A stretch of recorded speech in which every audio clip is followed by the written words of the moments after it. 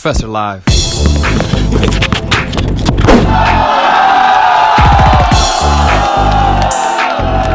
What's up, Live fam? Today we're out here at the world famous Venice Beach. I'm with my homie, social media phenom, TJass. What's up, everybody? How you guys doing? And today, I'm gonna be teaching you guys and TJass the 5 ways to break your defender's ankles and make them fall. Let's get into it. All right, like I was saying, there's 5 different ways usually that I see people break the defender's ankles to make them fall.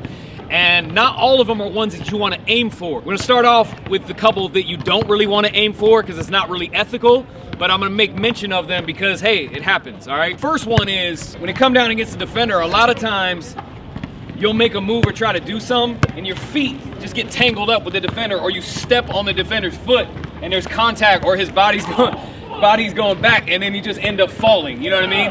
And that happens a lot. Like a lot of ankle breakers that go on ESPN, you see viral, it is what it is. The feet get tangled up or you get stepped on. I remember I was in a game 10 years ago, somebody stepped on my foot and spun. I fell down, everybody ran on the court, and there's nothing I could do.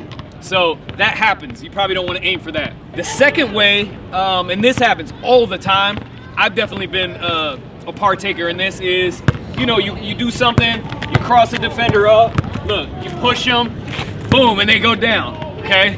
Now, you don't want to aim to push, but I will say that the game is physical, and sometimes like you just use a balance hand, and it just happens, you know what I mean? I never aim to push somebody on the ground. I definitely want to say that, because a lot of people will be like, oh, he pushed him, and it's like, no, it's just a balance hand, you know what I'm saying? It happens, so you don't want to aim to push your defender on the ground. But again, that is a way that it does happen. The third way, and I think this is a very effective way to break the defender's ankles, is to really give body contact. So if the defender's tied on me, pretty aggressive defender, and I go to the basket, a lot of times they'll body you, you know what I'm saying, and you'll be getting this kind of a thing right here, where your shoulder's kind of going in toward their chest.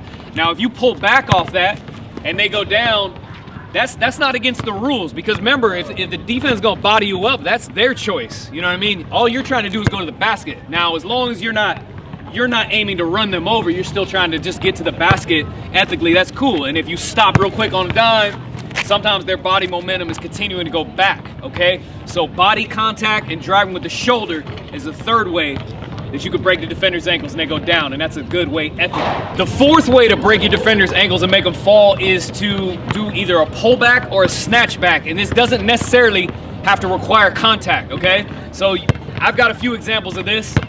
Defenders guarding you, you know what I mean? A lot of times you attack the front foot. Here, make this the front foot, sorry. A lot of times you would attack the front foot, so I get a half step on him, look at boom, and then we come back, and sometimes that's enough, you know what I mean? Like sometimes just a quick snatchback is enough. A lot of times it depends on how giddy the defender is, like how jumpy was he to begin with.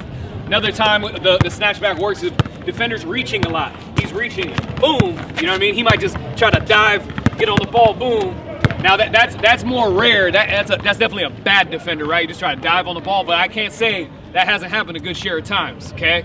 So that's the fourth way to make your defender fall. The fifth way, and this is like the best way to get an ankle breaker in my personal opinion, is if you just change direction so many times coming up against your defender that you just confuse his feet and then he goes down. And I think the crowd will always erupt more for those type of ankle breakers. Sometimes it happens in transition, sometimes it's in a half court, but depending on what you do, you know, you might give 4, 5, 6 moves, boom, and he might go down just based off you changing directions so many times in a confusing manner. And that's like the cleanest way to get an ankle breaker and make the defender fall.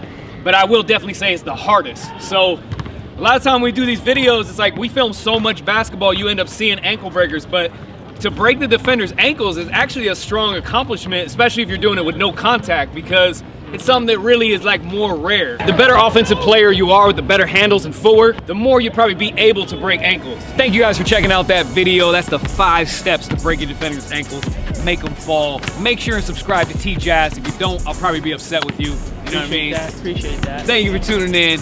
Comment, like, subscribe. Let us know what you want to see us break down next. All right, see you guys soon.